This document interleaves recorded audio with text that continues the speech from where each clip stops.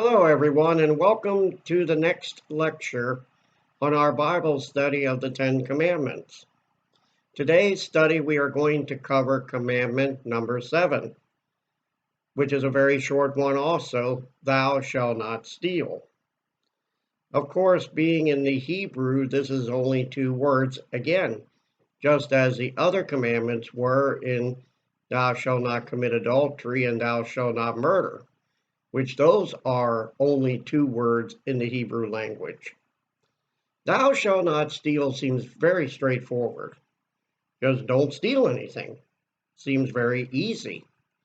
But as Martin Luther points out in the Large Catechism, the word steal in the Hebrew language is very broad. And in fact, if we look at the definition of the word steal in the Hebrew language, which is tanab, it means literally and figuratively to steal. Now, literally to steal means basically what it just means. We steal. But figuratively stealing, how does one figuratively steal something? We can steal an idea. We can steal a concept. We can steal a religion. A lot of these things that we can steal maybe not be physical. We can even steal someone's health. We can even steal one's own identity. As we hear today, a lot of cybercrime, we can steal an identity in which you're not physically really stealing anything. You're just stealing the ideal, the identity of a person. So let's go back. So we had this here is located in what we call the second table of the Ten Commandments. Remember, the first table was the first 3, which dealt with our relationship with God. And the last 7 that we are working with now are dealing with how our relationship is with each other, how we should live in relationship to our fellow neighbor in society. And so here, as we looked with commandment number 4, honor your father and mother, that is your relationship to your parents and to your ancestors. Not really as a form of ancestral worship as we know in some of the Far East cultures, but just as a honoring of those who have gone before you. And then we had number 5, which is thou shalt not kill. Well, that is just the relationship of who we are with each other, not to be God and to take human life. And then we had thou shalt not commit adultery. That's the next step down. Now we're dealing with spouses, the person that we are with, that we are committed to in relationship as Adam and Eve were committed in relationship because God created them male and female and put them together. The adultery is the fact of that relationship and how it is broken. So now we come to commandment number 7, thou shalt not steal. Now we come down to the next step of actually dealing with the relationship between us and what other people have. Now we're not dealing with a human emotion, but we are now dealing with a goods or of something that others may have that we don't. And we all know that feeling. We wake up in the morning, we go outside and we see our neighbor who's got a beautiful BMW sitting in their driveway and we're driving a Yugo. We're going to feel resentment because of us driving a Yugo and our neighbor is driving a BMW.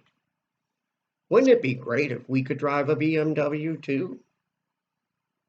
And so what happens is that these feelings of jealousy and resentment, though for the vast majority of us, we do not act upon them. But for some people, it does. And so they steal. so they could have it. And that is what it is, basically, to steal. Psychologists will tell you that there are some people who say that our economic situation drives us to steal. There are some psychologists who will say that we are a victim of society, so we must steal to be equal with others. But those are just false pretenses. In reality, the reason that people steal is because of the self-gain. And that self-gain knowing can come at a very early age. If one starts stealing at a young age to fulfill a desire that they want, then that feeling continues all the way through their adolescence and into adulthood. And what happens is when we become adults, our method of stealing becomes very refined, becomes very complex. And in fact, detectives who work for police departments, they know that when they're interrogating a professional thief, they can tell who someone is that has stolen pretty much all their life, because their arguments are very, very convincing, but yet they don't explain why they did it. They get a high out of stealing. It becomes a real game to them on how they can beat the system, just so they can gain what others have. So what happens is that Martin Luther says in a large catechism for stealing is the fact that we don't trust in God then to give us what we really need. It's our sin of the old Adam within us that says we know better than God of what we need. And so since God did not provide us with a BMW, we're going to go out and help ourselves and take one. Now, for the vast majority of people, we realize that there's a law against stealing, and so we do not do it. But that doesn't mean that we don't break this commandment either. We tend to break this commandment in many, many other forms, as Luther says. There's a way of physically stealing, robbing a bank, holding up somebody, mugging, taking what is not ours. And then we get into those forms of stealing that we justify. We try to morally justify these stealings, saying that, well, I deserve them. One of the biggest ones that we deal with is stealing office supplies from the office, taking home a ream of paper, staplers, pens, other things from the office, saying that, well, the company supplied them and I work for the company, so I'm entitled to the perks. Well, unless the boss specifically said that you're entitled to these things, you're stealing, because you are taking what is not yours. And another good thing is falsifying mileage. We tend to write down mileage for things that we've done for the companies, and sometimes we pad the numbers to make it look good. That's a form of stealing, because we are falsifying records that we have not done. And there are many, many, many ways of justifying this. We say, well, the company owes me this, or I've been a loyal employee for all these years, I deserve it. But it's still considered stealing. And Martin Luther says, you are no better than the common thief in the street that the hangman hangs every day at his work. Because by law, stealing is stealing. Another thing that Luther brings up about stealing, which is very important too, is that he said that stealing is not only just the physical. Who we are in our daily vocation also determines how we steal.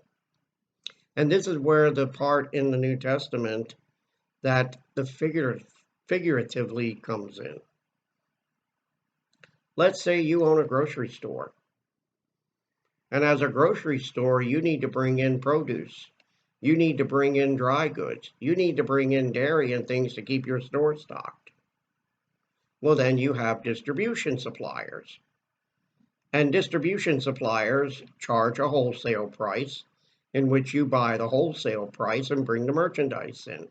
And then you set the retail price, however, of a profit margin that you want. As we've seen during this time of the virus epidemic, there are some stores and some people who have taken advantage of the short supply and have quadrupled their prices for certain items, even though a couple days before they were one price. Now, due to the epidemic, the price has quadrupled. For someone who is living on a fixed income, that item has now gone out of their ability to pay for it. They can no longer afford it. In your haste for greed to make more money, you have now stolen something from a person who can no longer afford your item. You have put them at a disadvantage. And also, you're stealing from your regular customers because you quadrupled your price. Luther said that is stealing. You're taking advantage of someone in need for your own gain. Another good example would be those people who bring supplies in, but they're not of good quality. They're shoddy. They might be not fit for human consumption, but yet they're sold on the market. And this is true especially in a lot of third world countries. A lot of third world countries get items in that would never pass inspection here in the United States. Those companies are stealing from people. They're stealing their health. Medicines that have been tainted, they sell. Items that should not be sold to the public because of high risk are sold. And so those companies are taking advantage and stealing the health and wellness from people. Luther said that is just as bad as just stealing from anybody, as if you broken into a business and physically stole. So this commandment about thou shalt not steal covers a wide range. It's not so much just saying don't steal an object. It also applies to our relationship with our neighbor. We don't steal their items. We don't take advantage of our neighbor by doing shoddy work. Maybe he hires you as a carpenter and you do very shoddy work, or use inferior material that after 2 weeks your front porch collapses, but yet you got paid the full price for doing it. That's stealing. And as even some of our vocations, as pastors, doctors, nurses, we have an obligation to uphold, to be honest. Pastors to be honest in preaching the word, not to take advantage of congregations. Many of us know stories about pastors who have taken advantage of congregations. They have taken loans out with certain members of their congregation and never paid them back. Of congregations who trusted their pastor with sensitive information in counseling sessions, only to find out that that pastor then spread the rumor around and not kept anything confidential. Or of doctors and nurses who prescribe medicines that they know that they're getting kickbacks from. It's a big, big area of stealing that we as Christians need to be aware of. And what it all boils down to is how we are in relationship with one another. If we truly love and serve our neighbor, we won't try to take advantage of them. If we truly love and serve our neighbor, we wouldn't take anything from them. If we truly love and serve our neighbor, we would actually help them in getting what they need and asking for a fair price, not knowing that we have them in a situation where we could, as in today's world with the epidemic, take advantage of it. And so as we look back upon this commandment, let's look back through the Bible.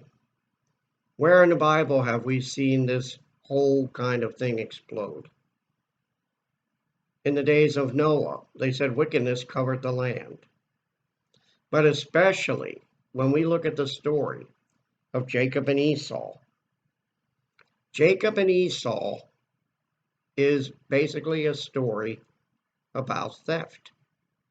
And in fact, the whole biblical character of Jacob, when you read in Genesis, the whole story of Jacob, he had a tendency to be one who was never really an honest man. From the beginning, when he and Esau were getting ready for Isaac, their father, to bless them with the birthright, Jacob and his mother deceived Isaac by dressing Jacob up like Esau would have been, with the goat skin on his hands and on his shoulders. And they have him brought the savory meat soup to Isaac. And Jacob did not know any better, and so he blessed Jacob with the birthright. Jacob stole Esau's birthright. And then later on in Jacob's life, when Jacob and his two wives, Rachel and Leah, decided to flee from their father, Laban, they fled. Rachel stole the household gods that belonged to her father, and she hid them in the camel saddle bags. And he searched and searched her father all over Jacob's camp for these gods. And Rachel lied and said that we did not take anything. And what it became then was a broken family relationship between Jacob and his father-in-law because of stealing. So stealing is an ancient sin, all because of grievance of not having what another person has. But Jesus in the New Testament, who says to fulfill the law, Jesus says, ask and it will be given to you. Seek and you shall find. Knock and the door will be opened to you. For everyone who asks receives, and everyone who seeks will find. And everyone who knocks, the door will be opened to them. As he says in Matthew chapter 5 on the Sermon on the Mount, if someone asks for your cloak, give him your coat too. Give to those who do not have. And thus, you don't need to steal. Be content, he said, with what you have. Don't look with anxious jealousy on what your neighbor does. Jesus says, God provides you with everything that you need. Not everything that you want, but everything that you need to live this life. And so hence, thou shalt not steal, for God provides you with daily bread, all that you need. Tune in again next time when we will talk about then the 8th commandment, the thou shalt not bear false witness. We hope to see you then.